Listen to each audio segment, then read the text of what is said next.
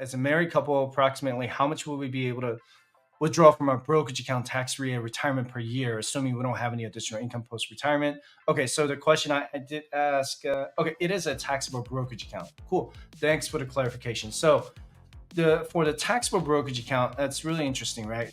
When it comes to your taxable brokerage account, I do want to pull up the long-term capital gains tax rates, and it really depends on what you're like, what is inside your investment account. I can't just say, oh yeah, it's going to be tax-free altogether. But what you probably didn't realize is that it is going to be up to, from NerdWallet, collaborated with them a while ago, but married filing jointly, and I'm guessing that's, I think that's what you said, as a married couple. So if you're filing your taxes jointly, the earnings, okay?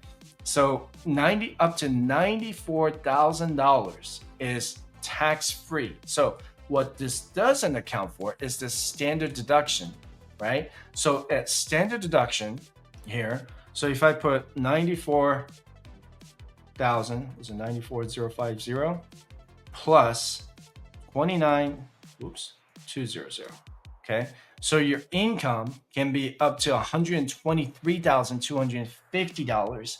And let's say you just withdraw your taxable brokerage account and all of the earnings at 123,000, that's still going to be tax-free with the standard deduction. So that's pretty impressive. What people forget about is the standard deduction here. When you retire, you're not really going to be like doing a whole lot. Come on, here we go.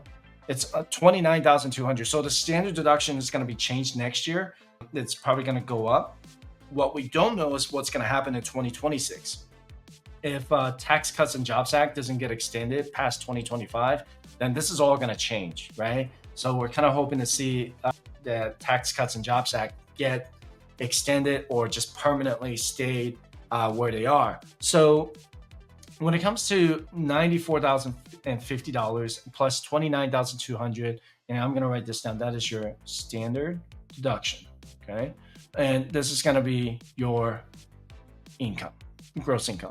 Now, I want to make sure that people are clear on this. And this is probably one of the most common misconceptions. People assume that when they put, let's say, let's do 100K. You have 100K in total balance.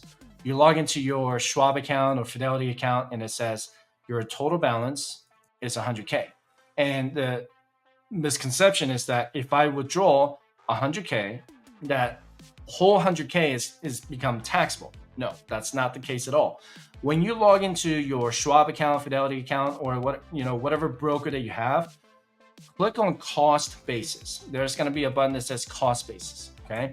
So cost basis means that that's how much you contributed, right? Because you contributed in after-tax dollars, you don't pay taxes again for the money that you contributed. So if your cost basis, let's say, I'm going to make it simple. Let's say you invested in Apple stock, okay? And you purchased with $60,000. That is your cost basis, okay? And it accrued $40,000. That is your earnings. So when you cash out your Apple stock of $100,000, you have $60,000 that you already paid for. That is an after-tax money. And you earned $40,000 in earnings. That part is taxable, not $60,000. It's $40,000 that you earned. Okay. So now when you cash out your entire $100,000 for whatever reason to buy a house or whatever, then you want to look at your $40K at the capital gains tax rate and whether you're single or married.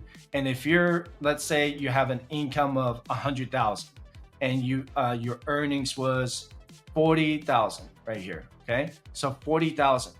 Then $40,000 plus $100,000 in W-2 income, that's going to put you at $140,000. Some of it will be at 0%, but some of it is going to be taxed at 15%. You just have to manually calculate that, but you just want to make sure that it is this right here. 40K, I'm going to put that in red. 40K is what you get taxed, okay? 40K is what you get taxed because 60K is something that you already pay for. So go into your cost basis, and find out what it said. It'll say unrealized gains. Okay. When you sell that stock, then it becomes realized gains. Does that make sense? Okay. So it is up to that amount to pretty much pay no taxes on that. By the way, I am so fired up to announce the launch of my private FIRE community for people just like you and me who are passionate about investing, saving, and achieving financial independence and exploring different possibilities to retire early. My private community will allow you to connect with me on the platform and get in touch with other like-minded individuals or couples who are just as serious as you are with the FIRE movement. As a member of my private community, you'll get resources like investing, saving, paying off debt, or finding the right place to grow your money. Now, what about dividend income, right? So dividend income also applies to the long-term capital gains, but you have to hold a stock and you have to get qualified dividends. If you have REITs, those are not qualified dividends. Those are going to be taxed at ordinary income tax. So you got to remember, find out what type of dividends you receive. Do you receive a qualified dividend or an ordinary dividend? Okay. So you could theoretically retire early, you and your spouse, up to $123,000. Okay. So 123,250 that you receive in dividend.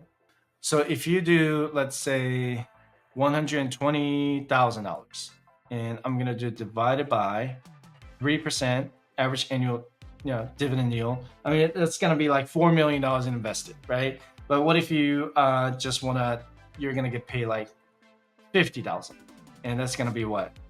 1.6 million. So you could live on dividend income and pay no taxes on it. That's really just something that's going to be pretty incredible. But really, really, really good question, because when it comes to taxable brokerage account, a lot of people assume that, if I put all that money in there, I'm going to get taxed again. No, you don't get taxed again on a cost basis. You get taxed on the money that you earned. If you pay $100 in Apple stock and you sell it for $200, you don't pay taxes again for the $100 that you pay for, but you do pay taxes on the $100 that you earned, that you gained. Okay. And there's a lot of strategies on my channel that you can check out between, like the tax loss harvesting, how to offset your capital gains to capital losses. You can go to my channel to find out. You can go to firestation.com/community to find out some of the new features that are coming out pretty soon. We do have some of the coursework coming out pretty soon, and I will announce that later on.